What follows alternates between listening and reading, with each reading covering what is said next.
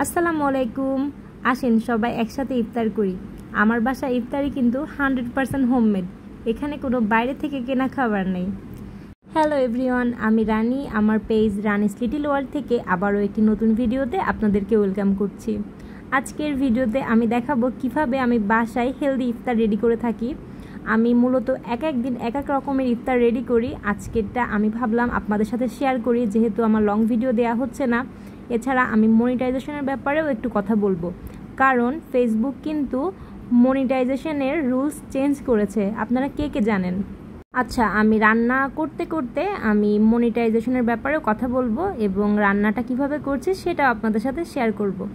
আমি মূলত রান্না করেছিলাম একটা চিকেন দিয়ে ভেজিটেবল দিয়ে ফ্রাইড রাইস টাইপের, যেটা আমি আলাদা কোনো সবজি রান্না করিনি। আমি চিকেন ভেজিটেবল সব একসাথেই রান্না করেছি, যেটা খেতে অসম্ভব ইয়ামি হয়েছিল। আমি রেকমেন্ড করব আপনারা বাসায় এটা রান্না করে খাবেন। এটা খুবই হেলদি, সো আমি চাই আমার ভিউয়ার্সরাও ট্রাই করুক। রেসিপিটা যে যার মতো কাস্টমাইজ করে নিতে পারেন, আমি আমার মতো করেছি। আমি এখানে চিকেন এবং এই যে আদা রসুন বাটা দিয়ে দিলাম। এটা আমি নর্মালে রেখেছিলাম হলুদ এবং তেল মিক্স করে, যার কারণে এটা একটু হলুদ দেখা যাচ্ছে। এই যে তারপরে আমি আমার বাসায় যত রকম সবজি ছিল আমি সব কিন্তু কুচি কুচি করে দিয়ে দিব। আমি ফার্স্টে ভেবেছিলাম ফ্রাইড রাইস এবং সবজিটা আলাদা রান্না করব, বাট পরে ভাবলাম আমি আজকে ট্রাই করি ফ্রাইড রাইসের সাথে যত সবজি দেওয়ার সব একসাথে দিয়ে দেওয়ার, যাতে আমাকে আলাদা করে আর রান্না করতে না হয়। কারণ আমি খুব বেশি রান্নাবান্নাও পছন্দ করি না, আর রান্নাঘরে অনেক বেশি সময় কাটাতেও পছন্দ করি না। এই যে আমি গাজর দিয়ে দিলাম, ক্যাপসিকাম দিয়ে দিলাম, ফুলকপি দিয়ে দিলাম, এবং আমি পরে আমার বাসায় জাপানি মরিচ ছিল আমি সেটাও দিয়ে দিব। এটা কিন্তু আমি খুব ভালো মতো নেড়ে নিব, যাতে এর যে কাঁচা যে স্মেল থাকে, প্লাস আমার চিকেনটাও কিন্তু এর সাথেই কুকড হবে। আমি এর সাথে ফ্রোজেন মটরশুঁটিও দিয়ে দিলাম, আমি এর সাথে ব্রোকলিও দিয়েছিলাম। আপনারা আপনাদের পছন্দ মতো দিতে পারেন, কোনো সমস্যা নেই।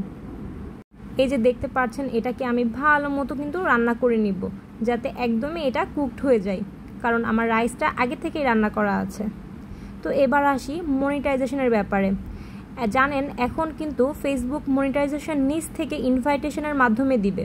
সো আপনারা মনিটাইজেশন নিয়ে কোনো তাড়াহুড়া করবেন না, বা কোনো দুশ্চিন্তা করবেন না, বা অন্য কোনো পেজকে টাকা দিবেন না যে আমার মনিটাইজেশনটা করে দিন।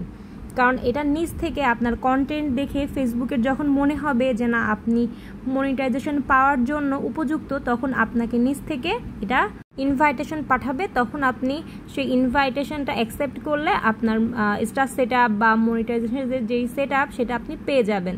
সো এটা নিয়ে কোনো দুশ্চিন্তা করবেন না। ফার্স্ট অফ অল, কিছুদিন আগে একটা আপডেট আসছিল, সেখানে আসছিল যে বয়স 18-র বেশি হতে হবে, 18 হতে হবে, এবং আইডিতে 10,000 ফলোয়ার থাকতে হবে, এবং 30,000-এর বেশি ওয়াচ টাইম থাকতে হবে লং ভিডিওতে। বাট এই সমস্ত ক্রাইটেরিয়া কিন্তু ফেসবুক এখন তুলে নিয়েছে। এখন শুধুমাত্র আপনার কন্টেন্টের উপর বেসিস করে ফেসবুক মনিটাইজেশন দিবে, এবং এই জন্য আপনাকে ট্রাই করতে হবে মানসম্মত কন্টেন্ট মেক করার, এবং ট্রাই করতে হবে লং ভিডিও মেক করার। কারণ বর্তমানে কিন্তু রিলসে ফেসবুক আর্নিং একদমই কমিয়ে দিয়েছে। তাই যারা নতুন নতুন পেজ খুলেছেন আমার মতো এবং রিলস আপলোড করে যাচ্ছিলেন, তারা এইবার নড়ে চড়ে বসুন, কারণ রিলসে কিন্তু আর্নিং একদমই কমে গিয়েছে। এখন থেকে লং ভিডিওতে আর্ন আসবে। তাই আপনারা চেষ্টা করুন লং ভিডিও করার বা ইনফরমেটিভ ভিডিও করার, তাহলে আপনি খুবই দ্রুত মনিটাইজেশন পাবেন। তো যাই হোক, এবার আসি আমার রান্না বান্নায়। এই যে আমি কিন্তু আপনারা দেখতেই পাচ্ছেন রাইস দিয়ে দিয়েছি, এখানে আমি ফিশ সস, সয়া সস সব কিছু দিয়েছি। আমি একটু করে কেচাপও দিয়েছিলাম, কারণ আমি চাচ্ছিলাম একটু সফট জুসি রাইস, যেহেতু চিকেন আছে ভিতরে, বেশি ড্রাই হলে ভালো লাগবে না। এই যে এটা আমার রাইসের ফাইনাল লুক। আর এখানে ছিল ছোলা, পেঁয়াজু, বেগুনি, এখানে ছিল তরমুজ, আর এখানে ছিল একটা ফ্রুট কাস্টার্ড বলা যেতে পারে, কাইন্ড অফ ফালুদাও বলা যেতে পারে, যেটা আমি প্রায় দিনই করি এবং যেটা আমি আইসক্রিমের সাথে সার্ভ করে থাকি। যেহেতু ইফতারের এখনও অনেক টাইম বাকি, তাই আমি আইসক্রিমটা বের করি নাই, আমি খাওয়ার আগে অ্যাড করে নিব। তো কে কে খাবেন ইফতারি বলেন, চলে আসতে পারেন বোনের বাসায়, কোনো সমস্যা নেই। আর আমার ভিডিওটা সম্পূর্ণ দেখে থাকলে অনেক ধন্যবাদ, পাশে থাকবেন। নেক্সট কোনো ভিডিওতে আবারও দেখা হবে। আল্লাহ হাফেজ।